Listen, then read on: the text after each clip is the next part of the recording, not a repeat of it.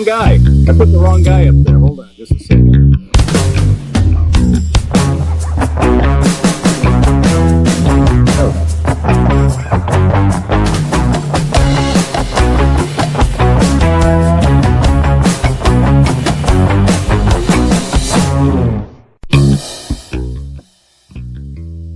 Well, hello. How are you guys doing?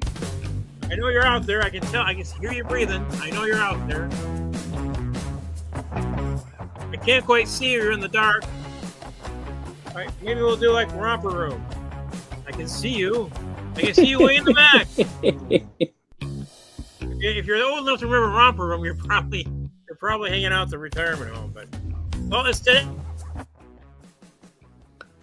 It's an unusual day today. We are coming on the date of Memorial Day. We don't usually come into like a holiday of sorts, but you know it's a Memorial Day, and we want to honor our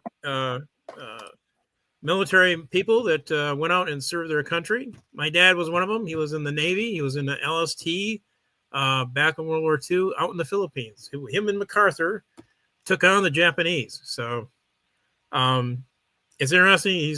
We actually have him in the burial place up in Holly, which is the veterans. They're one of the places where they bring in the veterans and they're taken care of, and they do the whole ceremony with a 21 gun salute and that type of stuff. And it's ironic because the place where they are doing this is the very place where my dad would go and hunt rabbits and play as a kid. So he's back up to where he came from. So it's kind of like him and my uncle and my mom are all up there in the veterans area, and they're all basically kids again, playing again up in the place. It's kind of nice to think of it that way. On the other hand, we're here for the off night. That's right, it's the off night, and it's Memorial Day. It's the off night. We're gonna have a lot of stuff to talk about, I think, but you never know. But we got Mark Sweetman is your host and MC, so please welcome Mark Sweetman. That is the most Andy Jensen type introduction I think I've ever gotten. That was beautiful. And let me get Andy back out here. Hold on just a second. There he is. I said your name last. You did say my name last. Well, we're not going to replay it. But anyway, thank you very much for that introduction. Thank you for the story about your dad. I'm glad that he's in that cemetery, because I had many discussions this weekend about who we're memorializing on Memorial Day. And a lot of people say it's only those who died in war. That if you want to honor the veterans, that's what Veterans Day is for. And there's others that say anybody who's dead, who served. And there's others who say anybody who served should be. And I hear a lot of that. And when I think about Memorial Day, I think about, who we should be honoring is the families who now live without these people who went away to war and gave the greatest sacrifice.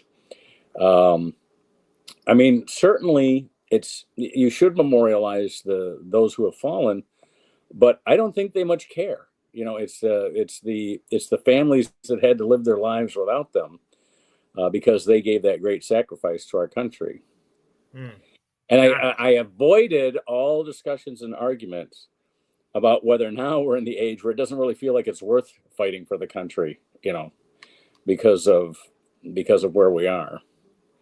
I guess that makes me a traitor. I don't know what to say about that. No, it's kind of like, you're fighting for an ideal. And if the country you have has given up that ideal, it's like, it's sort of it's. Well, here's the part that I don't like about it. I read about a farmer, and he's basically going to go broke because he's got to, whatever the tariff was for, I don't know if it's equipment or whatever expenses he had. And he can't do anything about it because he's in a co-op. And he got into a co-op because things were so hard for family farmers. You know what I mean? This was a way to do a cost saving, was by having a buyer's group for these farmers' needs for whatever materials they have. And now he can't really get out of it. And and the government isn't going to pay him not to grow, as has been done in the past. And I don't think there's anything wrong with that, but you hear people complaining about that all the time, paying farmers not to grow anything. Well, the whole thing about that is basically cycling through and maintaining and keeping the sod from disappearing. That's all basic agriculture from the 1700s. You got to rotate your crops.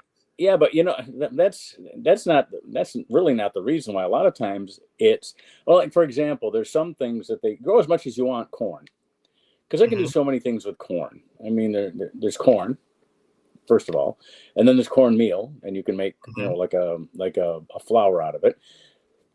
Then there's corn oil. Yeah. Then there's corn syrup, which they make. They replace sugar in all the sodas now with corn syrup. And there's corn fuel. You can make ethanol out of corn. So pretty much they say, and so what they do have to do is they have to establish a price for it. Grow all you want. We'll buy it if it's there, because it's corn. But that's why they brought in the price, the price things to help the farmers in the 20s, because they were overproducing. Nobody was buying. They were like, had a big protest, dumping milk in the middle of nowhere, and people are starving, but they can't get any money. Well, I just gave corn as an example of stuff they can't. But if you grow another crop, for example, or milk, like you said, they dump milk and things like that. It's because you don't want to overproduce it, because the price can't be sustained by how much you've produced. Yeah, so the free market isn't working for them. That's why you brought in these subsidies that they're able to support their farmers on off times. You can't use market techniques to make farm working, to make it. And my point is, I'm not going to criticize either side. Both those positions are above my pay scale. Well, I mean, I'm not going to pay $10 for a gallon of milk. But then again, I'm not going to complain if it goes up 25 cents. Yeah. But I kind of go along these lines too. I'm not sure if we should be producing fuel with, corn, because it's basically, you have so much sod, you have so much topsoil, and each time you grow, you take that topsoil off. Okay.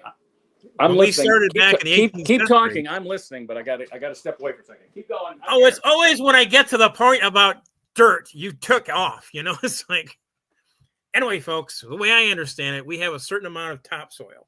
Now, back about 1900, we had like close to like 50 to 100 feet, almost a mile of topsoil. Now we're getting down to about half of that. Okay, and that's what happened. Like in the Dust Bowl, they weren't doing any techniques about rotating crops or doing that. And what happened is they didn't do any cross thing, and they just did single aisles down. So when the winds came and it dried up, all that topsoil was blowing up into Chicago, all the way from North Dakota and all the way from that area. All that topsoil went all the way into Chicago, went all the way into Washington, D.C. That was in the 1930s. And what they did is they created a federal program to allow the farmers not to grow, but they also put on topsoil. So they put on like trees. They put down things to keep the soil in place for a couple of years. And they would pay the farmers to keep it from being turned. And they also changed how they would do their furrows. Now we have this called injection farming, where you basically don't even have to take the topsoil off. You just inject the farm and put the seeds in. And that is, keeping the topsoil in place, but it's also, making and maintaining the farmers in many respects. But you have to rotate crops, or you're going to have problems. The same will be right back to the Dust Bowl. I don't think I'm arguing against that. I'm just saying I don't want to get into any discussions about that.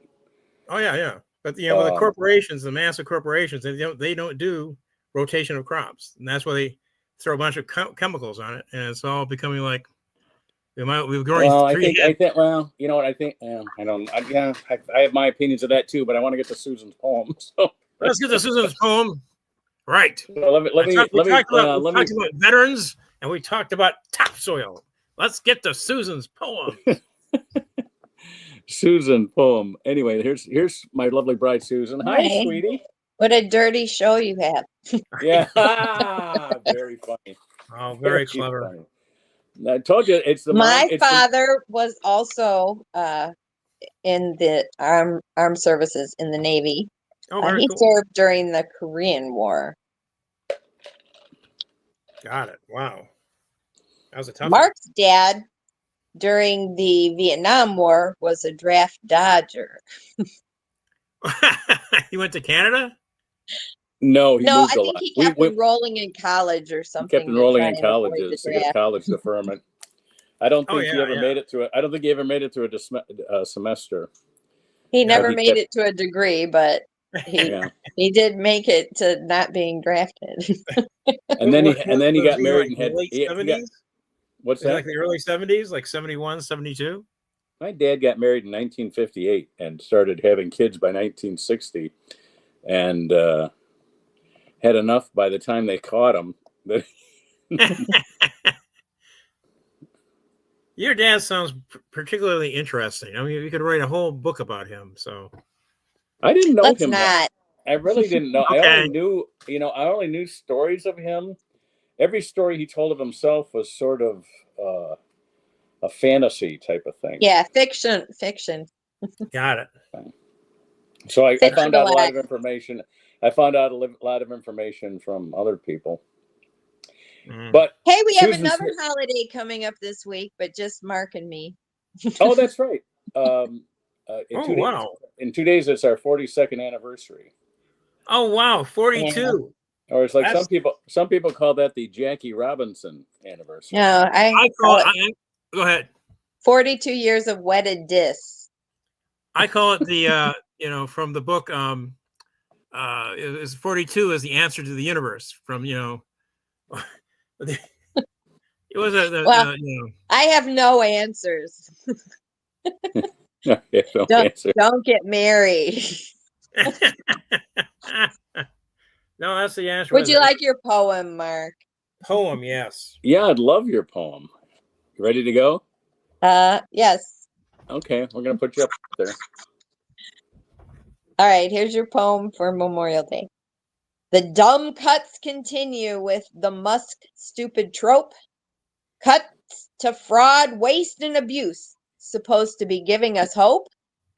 The orange guy in office wants Harvard's foreign students' names, and the college is balking. Trump should feel ashamed. Ukraine is critical over U.S. silence, says Zelensky.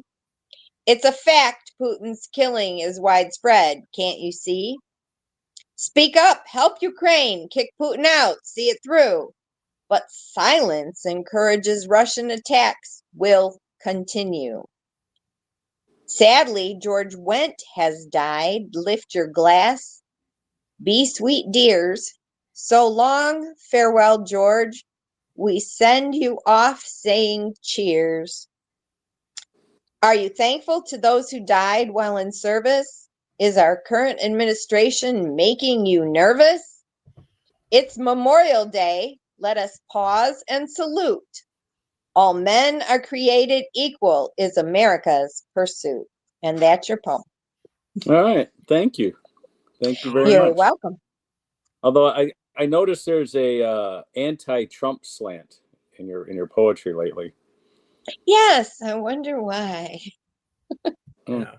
The 42 comes from The Hitchhiker's Guide to the Galaxy by Douglas Adams. Oh, okay. Well, Ukraine is slamming the U.S. because we're not doing more. We're too silent. So, But isn't Europe going to take care of that? Europe will take care of that.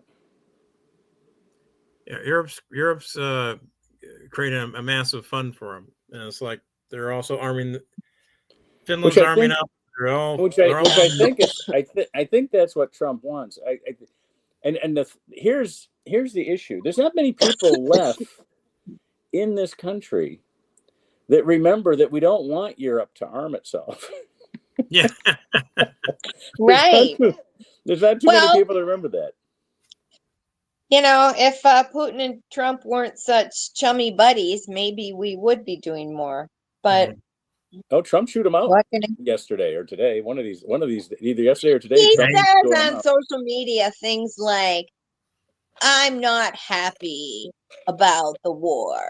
We do good work. We Conrad, do. I'm not. Remember that guy? Conrad, I'm Yeah. not happy. We do I good think work.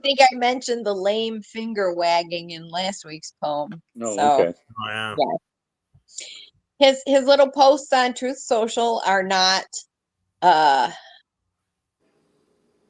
any kind of action against Russia. They are simply his posts, Yeah. spelling errors and everything. I think Putin's going crazy. He's like, yeah, right. Yeah, just keep saying that. Well, Anyhow, let's get Jason happy out here. Memorial Day. We Well, want you to wanna thank say- all the people who served. Bring Jason out. Yeah. I'm gonna bring Jason out so you can say hi to Jason before you have to take off. So There you go. here's our friend. Hi, Oh, it's Susan. Godzilla. Hi, It's baby Jason. Godzilla. Hey guys, thank you It's- for the poem, Susan. It's Godzilla Jr. Look at that. Anyone in your family serve? Jason? Well, quite a few actually. My father served in the Korean War. My grandfathers were both killed, compliments of World War II. My Oh. great grandfather was a 14-year-old sailor in World War I. Wow. And a great grandfather lived most of his life with 1.5 legs, compliments to an injury while fighting for the Union. Thankful, on the side of Northern aggression, back in 1865. Well, I Okay. don't know, but yeah, Wow. so a couple, Wow. yeah. Well, my And- sister traced our family back to the revolution. So, Wow. My great grandmother, because she was just slightly too old and I think a little bit too Indian, was close to being one of the women who were involved in the WAC, the Women Army, court. Yep. the women who flew the airplanes from the Yep. bomber plants over to Europe. The Women's Air Corps. The Women's Air Yeah. Corps. Mhm. Right. Whack. She was a Whack. pilot, but she wasn't. But I think she was just a wee bit too old. And again, she'd been born on a reservation. And if you guys know anything, the WACs were formed by Jackie Cochran. By the way, the first woman to break the speed of sound, the first woman to go twice the speed of sound, and she Mhm. was also married to the owner of McDonald, later to become Douglas. McDonnell Douglas. So. Wow. And for whom the Cochrane Trophy is named for outstanding achievements in ladies in aviation. You're Nice. related to this woman? No. I no. But you know your aviation history. I have a do, lot of aviation history, yeah. the only you talk about a woman in aviation, they always just bring up Amelia Earhart. Well, fine, Amelia was great, but Jackie Cochran But where was is she now? far more Huh? important. Yeah, well, I mean, hey, you try flying an F-104 at Mach 2, 100 feet off the deck. I mean, I Yeah. could do it for a few brief seconds before I turn it into a flaming wreck and a greasy fireball in the desert somewhere in the Mojave. But you have a pilot's license, is that right? I do, as do several of my great grandmother's offspring. Although only one of us ever actually became a commercial pilot. Nevertheless, it did come down through the ages, and my father, who also was in the airborne, so I had the pleasure of actually having him. One of the first times he ever landed with an airplane was with me at the controls. Oh, wow. He was used to getting out about midway, and landing on his own. Did he attempt to jump out when you were coming in? No, or but he did try and point out where the runway was, and I'm like, yes, old man, I know where the airport is. Okay, you quit. You don't need to give directions. It's right over there. I can see it. That's what we're lining up on. Thank you very much. So Okay. yeah, you know. Well, that's fun. Yeah, you know, Nice. Well, we salute all our service people. I have to go. All right, Susan. And we're I'm reporting you to stifling the a cough here, and I gotta go get some water. Okay. Get some honey as well. That stuff's great for you. Yeah. Gotta go back to work. Oh. And speaking of being old, I'll be picking up your son after work or after the show. All right, thanks. Oh dear. I'll be picking up somebody's son later on, but never mind that. Okay, yeah. Well, Always. All right. It only took 15 minutes to get that first one out, Jason. That's all right. thank you. Yeah. Thank you. Yeah, Thank here you. we are. Oh, I'm sorry. Have I shocked your sensibilities? Oh dear. No, Oh no. No, Have I- it's we need- fine. It's have your I- bit, we need man. more of I'm your- just have I- doing it's more your of your bit. shocking of sensibilities. On Have I Sunday crossed night the line? show, Have I I'm gone too far this time? No, Yeah. you're fine. You guys were talking about dirt. I was thinking, well, welcome to the Mark and Andy Farm Report. Well, sorry. hey, it has to have. It has to be said. It's like he Yeah, brought it up. I just kind of go, well, I was trying to When I was and by in, the way, I miss Sam a lot, and the more I think about it, the more I miss him. And but I could just hear him screaming at us from beyond the grave. yeah. well, okay, I'm going to add, Well, something in that happened to me today. I'm going to add something else that didn't happen to me. That'll be just as cute as anything else. Okay. All right. Driving along this storage facility, and out come these 3 miniature killdeer birds. Yeah. They're like just hatched, but they're all got their feathers on, and they're all just half the size of their parents, trying to do the broken arm thing. Right. It was hysterical. They were just fun. See, that's what I do all day. I kind of drive around and find little tiny birds to talk about. Okay, that's all I want to say. We were doing agriculture before. I'm talking about birds now. Okay. Killdeers. All right. That's okay. I get it. You get it? Oh, Okay. fine. I We want to do have a some lot of- homey things. Oh, go back to your gay stuff. Go ahead. Thank you, Andy. I mean, again, I've got lots of layers of dirt in the basement, but let's not bring that up right now. Or as I call it, the playroom. Mm-hmm. The gentleman that I live with, sort of the overly rotund gay count chocula that rents me this room. Chocolate. Yeah, here you go. I mean, well, or as I refer to him by his porn name, Dusty Flatulence, the worst porn name ever.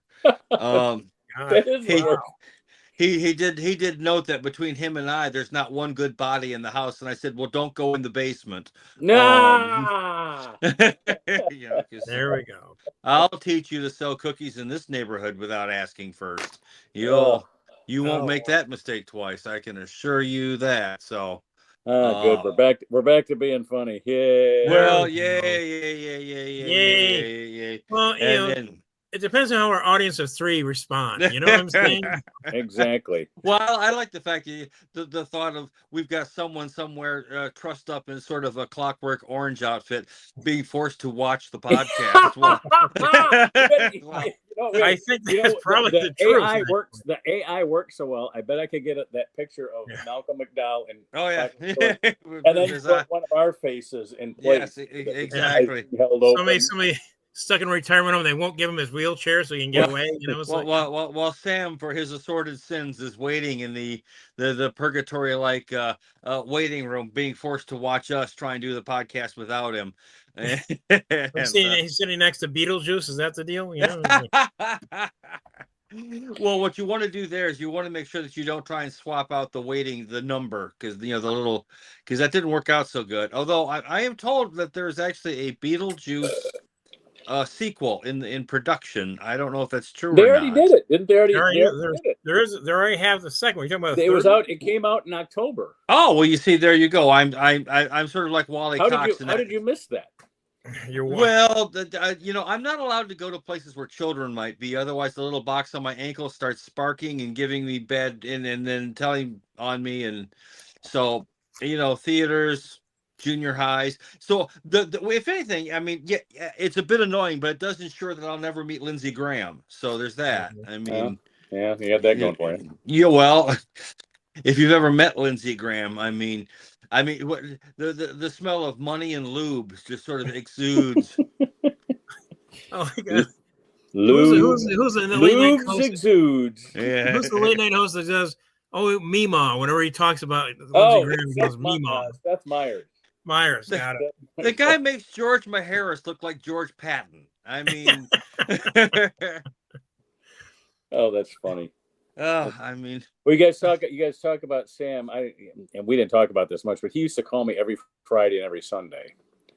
And I don't know how I got onto that schedule. I think it was like, well, I just talked to him Monday. I'll talk to all these other lists of people. And, the conversation's like about a half an hour long. It was, and it was no different than our show. It was just, you know what I mean? But whatever was on the top of his mind, he would bring up and we'd talk about it. And right. Occasionally Susan would be there and I'd put her on speakerphone and it was almost like doing our show.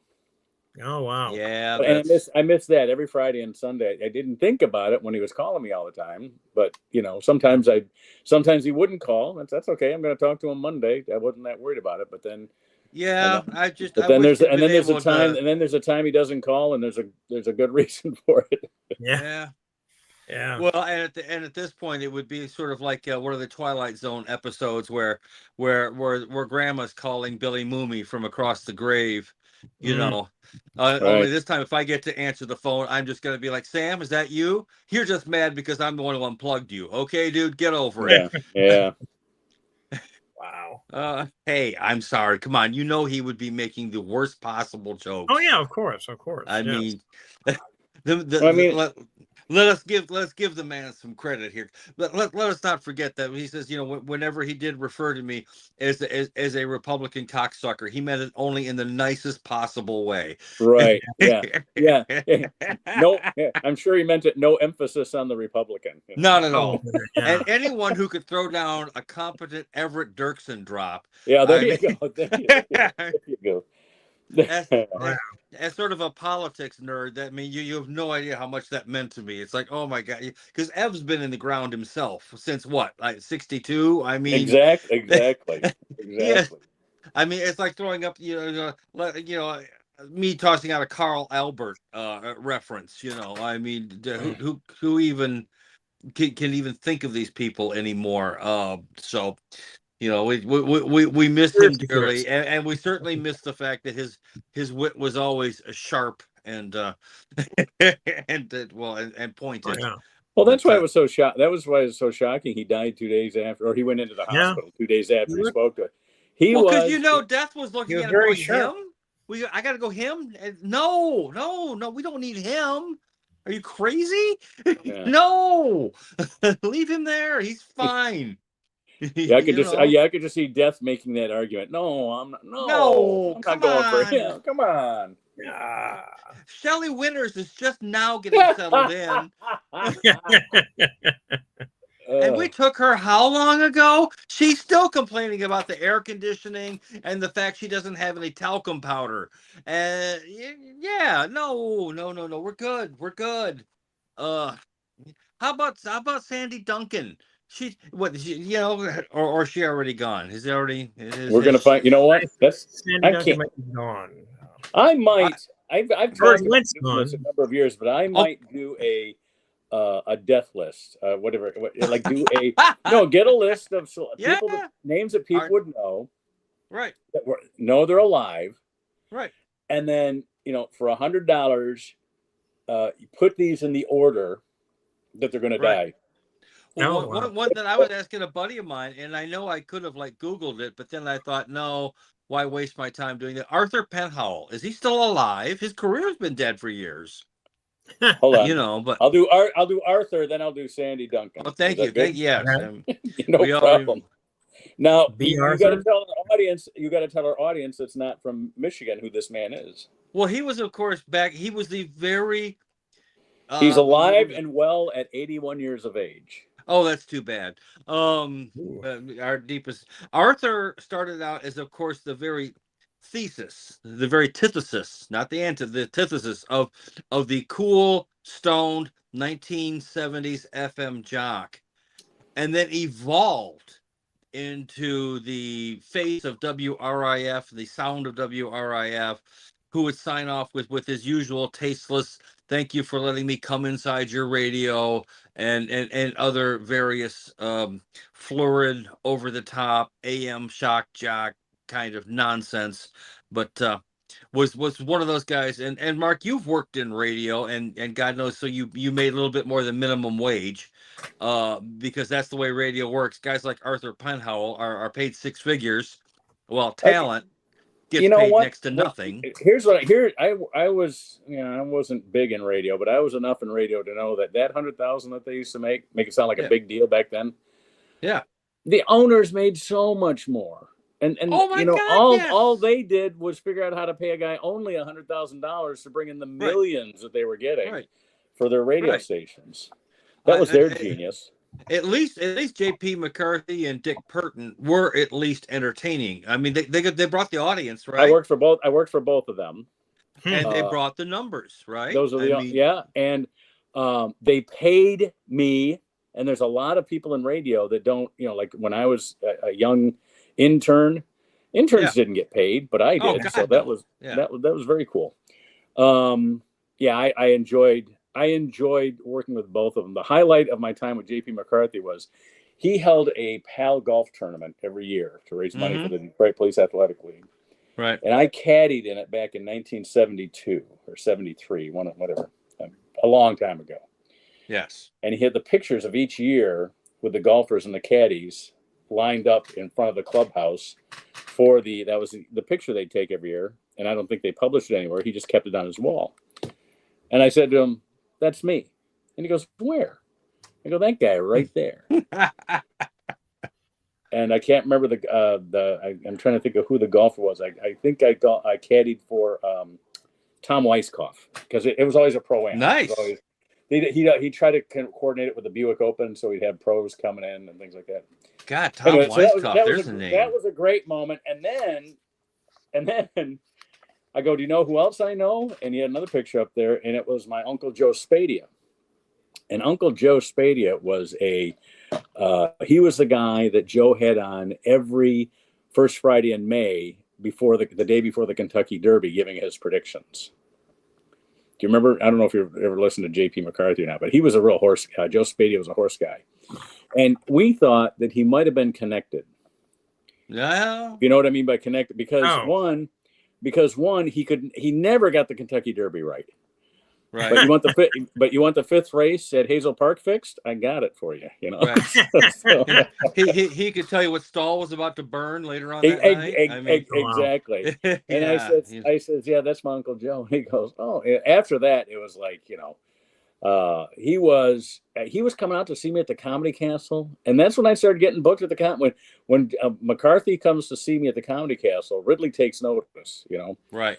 He introduced me to Bob Talbot, and Bob Talbot started coming watching me. He introduced me to Dick Burton. I ended up working for Dick Burton. It was, it was a time.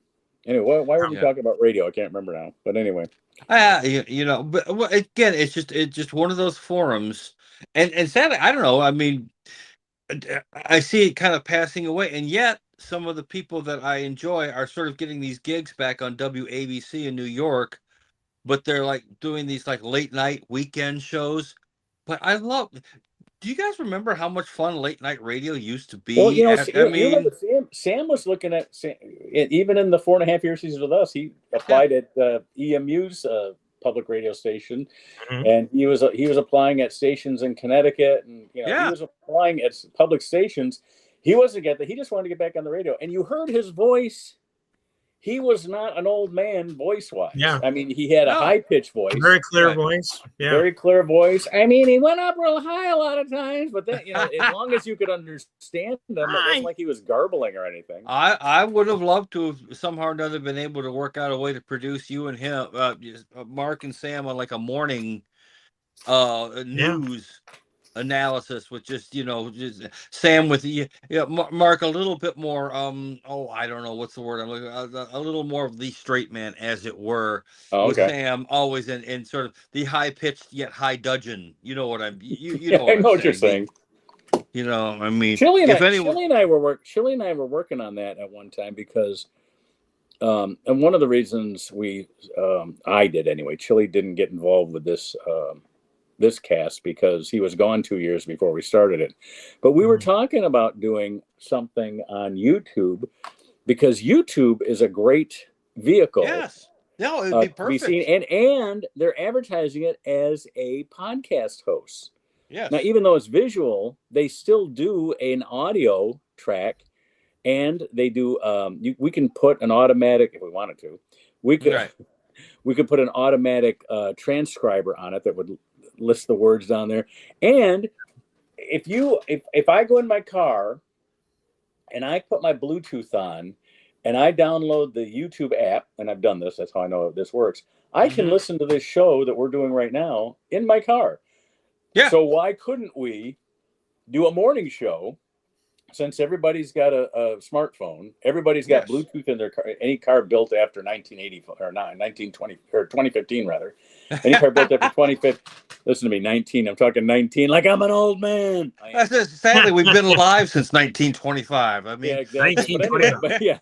but any car, 1925. Yes. any car since 2015 has Bluetooth in it, and it would be, the trick is, to get people to listen to that while they're driving rather than the local station. So Chili and I were working on that when he passed away, and it was we were trying to figure out how we could do it and have local cut-ins, because that's really what's people are driving. They don't want national stuff all the time. They want to hear whether there's a car accident coming up, that type of thing. So right. Well, the thing is, well, again, you remember a time on radio where your position on the dial even mattered because people didn't want to turn the thing all the way down to the end. We cluster, and then of course now with the digital tuners, it doesn't matter. You program it in once. Yep. And now it's gotten to the point where people don't really much like commercial broadcast per se anymore. They just don't. And downloading a podcast or streaming a podcast is actually fine. Lots of folks would rather do that than listen to sort of what commercial radio has to offer. Mm-hmm. But I just remember a time, again, you guys are old comedians and whatnot, and I'm of course just a reprobate who's waiting for the grave to take me. Art Bell in the middle of the night. I mean, who knows? The show would have never worked during the day, but at night, Art's like, tonight we have the Antichrist. Now, 2 weeks ago, you needed people that stay. You needed listeners that stayed awake until their bodies couldn't keep up anymore. So those are the people that are up all night. So yeah, exactly. I used to listen to it when I was in college. I used to listen to a guy over on WXYZ. Right. Oh God, XYZ was great. Wish I could think of his name. He was on all night. Oh darn it, I can't think of his. Oh, he was great though. He was, and he would. What was great about it was he says, "Oh no, we're not going to talk about that. They've got." He did 4-hour shift. He goes, "They got 20 other hours a day here, so we're not going to talk about that stuff on this show. That's what they talk about. We're gonna entertain ourselves." And David Newman used to be on WXYZ. Remember that guy? David Newman was an excellent. He ended up on WJR for several years. He did, and he did that Friday night. He did that movie quiz. Yes, I love that. But he passed. Didn't he have a heart attack or something? I think he passed. Yes, he did suddenly. And then he came back, and sadly almost. He came back after the heart attack. Okay. And just wasn't able to. He just, because of his heart condition, he was not able to do it. He used to host a jazz show when he was younger. He was very adept at sort of jazz music and whatnot. But late night radio was something to behold. And of course nowadays I don't think there's anything quite like it. Art Bell got into sort of the crazy weird world that he occupied because he was doing, like he said, a politics show and hating it and bored with it. And that's when he starts talking about UFOs. And the management is coming down screaming at him saying, shut up, what are you doing, shut up, you can't, oh my God. And then the ratings book comes in, and all of a sudden he's just kicking ass left, right, and center, and they're like, this is terrible, you can't, hold on. He's getting a what? No, you keep it up there, you keep doing that. That reminds me when you did that, wait, hold on, it reminds me of a story that I tell on the boat about the naming of our islands. We've got 11 islands in the lake, and only 4 of them have names. Right. And they go, well, why don't you name them all? I go, well, when you get to the end, when we get to the end of the tour, you'll understand why. And so Mhm. we go by a couple of the Labadee Islands, and that the Right. Labadee family gave us about 800 acres of Right. land when they built the park. All right, they get islands named after. Another one is called Canoe Island. And it Mhm. got its name because it's shaped like a canoe. You know, Right. it's a long island that curls up on either end. But we go at the last island on the tour. I said, well, this is Nana's Island. And this has the most interesting naming story because it used to be called Goose Island, right where that tall tree is there on the south end. 60 feet above that was another tree that was so tall it bent over, and that bent over looked like a goose's beak. And it made the island from this distance look like a goose. Wouldn't you say that looked like a goose if there was a long tree that bent over? Yeah, everybody says, yeah. Well, that was Goose Island. About 20 years ago, the goose fell down. the No, tree dear. fell down. And so it doesn't look like a goose anymore. So there was a family whose grandmother had brought them, or first the mother and then her grandchildren. She brought them out there all the time. Everybody at the park knew them. She brought this big picnic basket. She rented a boat from the boat rental. They'd go out to this island. They'd have a day there with a picnic baskets, and the kids would play on the island. And she passes away. Her husband was a professor at University of Michigan, Professor Mustafaport. They were Persian. And so the grandkids were not completely Americanized. I mean, Professor and Mrs. Mustafaport were from Iran. Their kids were born here. Their grandkids were born here. So they're going, why do they call that goose? That's Nana's Island. That's Nana's Island. They always called it Nana's Island. And so they said, Grandpa, go get them to change the name, because he was the most, he was the patriarch, and it was a Persian family. And so, of course, the man was in charge, but that was Nana's Island.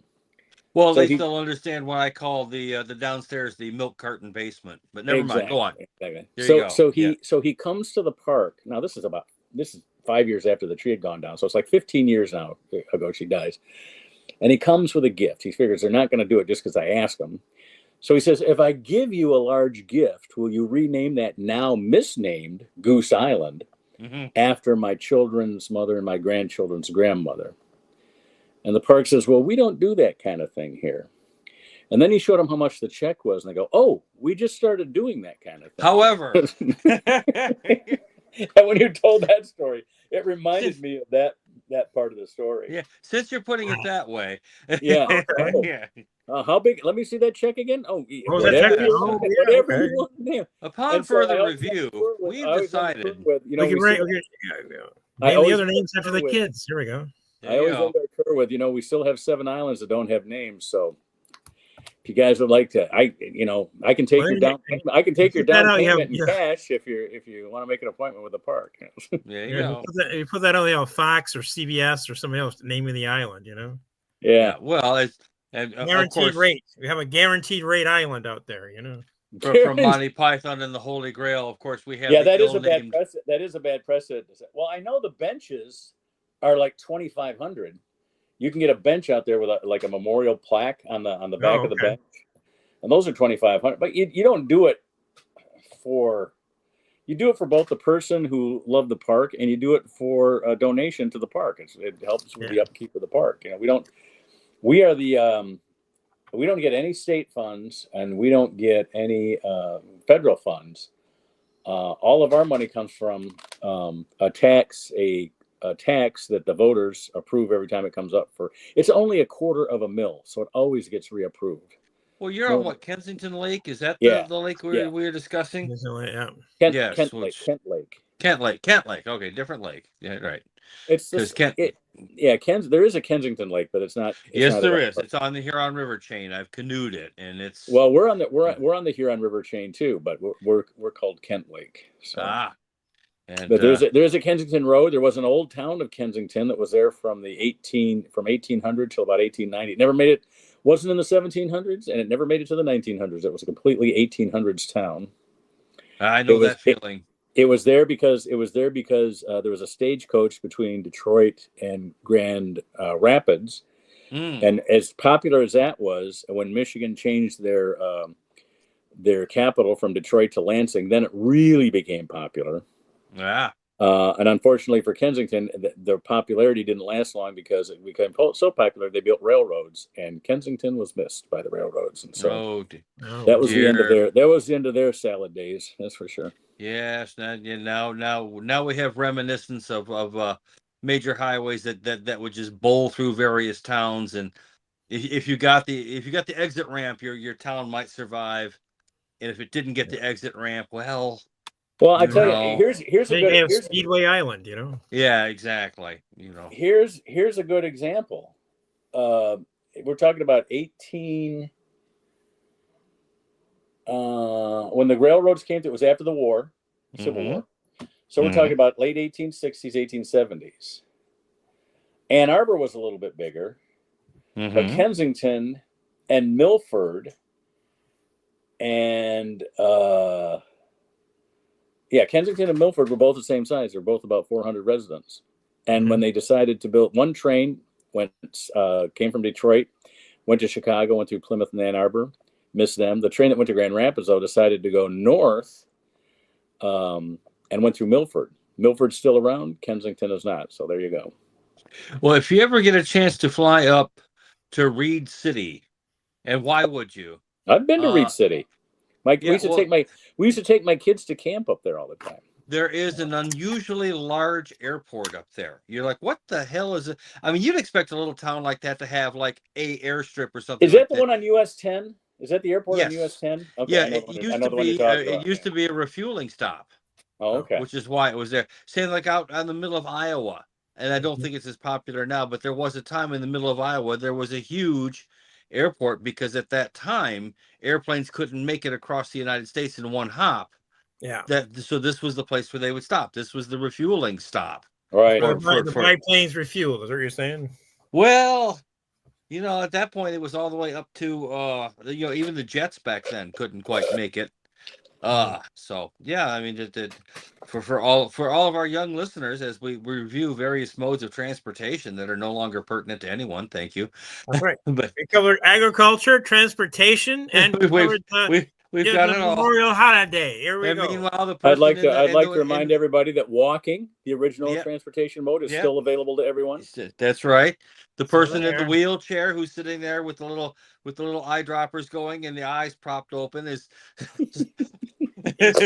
They still won't give him his wheelchair. He can't get out of the lobby. Can't go anywhere. I gotta watch Clockwork Orange again, just because. Oh my God! Oh, you know what I watched this week? We should all watch an old movie and just reminisce. I watched Play Misty for Me. Oh wow! Well, that movie, it is so. I mean, it's creepy. It's interesting. Yeah, it is, and of course, and it has what Jessica Walters, who would later become Mrs. Archer, if memory serves. Mallory Archer. She was she voiced a character on the TV on the long running cartoon series Archer. Yeah, which is a very adult. Oh, okay. Yeah, it's not pornographic, but she was also in Arrested Development, right? Yeah. That's right, Arrested Development. Yes, but Clint Eastwood shot that all around Carmel. And the thing is, you look at that and you go, this is a Carmel that no longer exists. This is a place that just isn't there anymore. It's there, but it's not there. It doesn't look like that at all. I saw a great movie over at the Cinetopia. Right. And it was kind of like, sex and talk about drugs and stuff. Cinetopia on Wilshire? Cinetopia. On Wilshire. Cinetopia. No. It was the festival, the Cinetopia Festival. Oh. Where was that? It was in Ann Arbor. Okay. All right. Well, because there's a theater. So basically, I'm trying to think of the name of this. It has to do with the time. It was like sex and drugs, but it was all about the Collins murders. Oh yes, fantastic murders. Fantastic. It'll probably show up as like a local guy researched it and stuff. It probably will show up on on Netflix sometime. You saw this recently? Saw it about 2 weeks ago. Fantastic. Oh, wow. It brings up it just wasn't Collins didn't work alone. He actually had maybe two other guys. Well, they were fraternity brothers. Yeah. But the fun part about visiting at the time that these murders were, they had with the Wayside, the Kmart place we were living in. Yeah. That's where one of the murders took place. Yeah. And then the other one was but they had showed all these places in Ypsi and Ann Arbor that are now gone. Right. Wow. You know, the remnants, places. Well, Ann Arbor is gone. What yeah. used to be here has Yeah. and I Do you love the remember fact. the Casanova? Hmm? Do you remember the Casanova? Yes. It was out there off of Washtenaw on the Ann Arbor side, right? Yes. Yeah. And everything is gone now. I mean, the city council, all Democrats, thank you very much, have done their level best to see to it that the areas that were footprinted for kind of lower end housing in Ann Arbor have all been bowled over, and gigantic structures that are very affordable if you're a executive at Google and getting a 7-figure compensation package, in which case the new high rise that looks like it was designed by some sort of satanic demented AI architecture. Are you talking about the one that's over there on off of Hill Street and Church? They all look like that one. That one is just way too tall, and it's like, yes. wow, Now, what did they? Oh, no, wait a minute. Now, how about? All right, how about Main they're Street? turning it into Birmingham. Is what they're turning it into. If Satan was designing trailer parks to the sky, this would be what they would look like. I mean, and even you like that boxy sort of like off filter boxy sort of thing. And even the devil wouldn't like. The devil would be like, "No, I'll live in it, so I don't have to look at it." Yeah, the devil would say, "Too much, too much." Yeah, exactly. I mean, have you guys ever seen, or I mean, you probably have, Al Pacino, Devil's Advocate, mid 1990s, yeah, Keanu Reeves. Yeah, I mean, we're making that dream come true. Thank you, Ann Arbor. I remember a time when the Democrats on city council, if you came to them with something along these lines, those would be the ones who you're going to have the hardest time with. Well, what they're proposing, the reason they did that, the reason they're trying to put it in, is that they don't want to expand the city out like they did in Detroit. They don't want to create that wasteland at stuff, And frankly, you can't afford to transfer it out. Looks a little ugly, I get it, but wait a minute, wouldn't you? I would rather have all the people that are can afford $7 million homes. I'd rather have them all concentrated right there. Yeah, except for the fact that now that if you're someone like me who's living on a fixed income, such move as it is, Ypsi. That's what Ypsi's for. Oh God, yeah. Well, that's the attitude on the city council, is exactly like, get your poor ass east of Carpenter Road, because we don't want the help living in town. After all, it's fine for you to come in. Hey, I live in Ypsi. What's wrong with that? I have lived in Ypsi. Haven't you know? The bus line. Look at the bus line. The water's fine. The water's fine. Okay. That bus line between Ypsi and Ann Arbor was built to bring workers in. I was born in Ypsi. I was born over at Phyllis Diller used to work here. Come on. Yeah. And where's she now?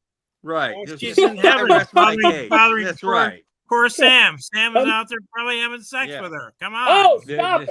Just stop it. That's horrible.